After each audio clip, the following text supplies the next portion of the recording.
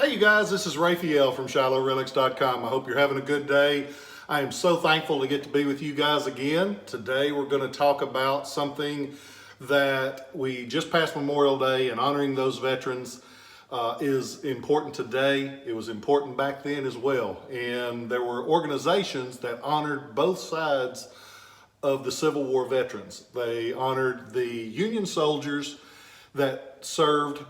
They joined the organization called the Grand Army of the Republic, and that was for the Union soldiers. The Southern soldiers joined the main organization, which was the United Confederate Veterans.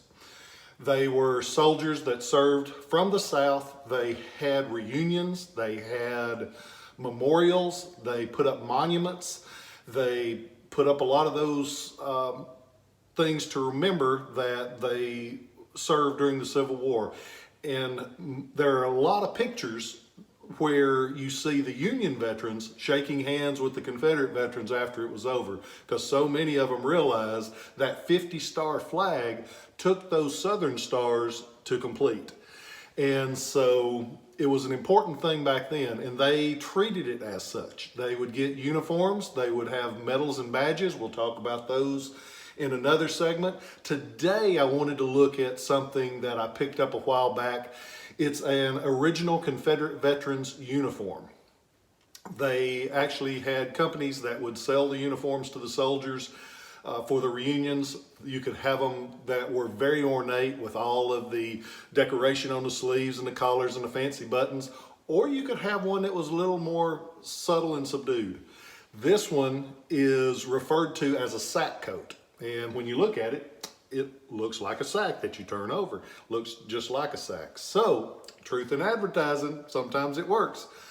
This is a sack coat that was worn by somebody from the state of Virginia. It's got the beautiful gray cadet color. It has the buttons going down the front, just a simple pattern with 1, 2, 3, 4 buttons. They made them 4-button and 5-button. You see those as well. We know it was Virginia because on the buttons it has the great seal of the state of Virginia, which is one of the most powerful and impressive state seals that you'll come across. It has an image in the center like this, and if you notice, that person in the center is Virtus. And Virtus is standing over tyranny. Tyranny's laying on the ground, conquered. And around the edge of the button, it has Virginia on the top, and on the bottom it has the famous Sic Semper Tyrannis, which means it translates into "thus unto tyrants." And it's a famous phrase. It's actually what John Wilkes Booth said right after he had shot Lincoln and jumped onto the stage at Ford's Theater. Famous name. It's on almost all of those Virginia buttons. The Virginia buttons are beautiful in my opinion. These are one of the things that let us know that it's a veteran's coat, not an original Civil War coat, which makes a heck of a lot of difference in the price. We'll get to that in a little bit. One thing that lets us know this is a veteran's coat right off the bat is that on the back of the buttons, you'll have a maker's mark. This has the maker's mark of J.H.F. Hahn of Baltimore, Maryland. He was a maker that went into business around 1877, at least until the 1890s. Some places say 1898. But it lets us know that it's not a Civil War coat. Now you'll run across it where they have the Scoville and they'll have Waterbury, which made buttons before and during the Civil War as well as after. So you have to look at construction rather than the back mark. But if the back mark tells you they weren't in business during the war, it eliminates it being, most of the time it eliminates the coat being a Civil War coat.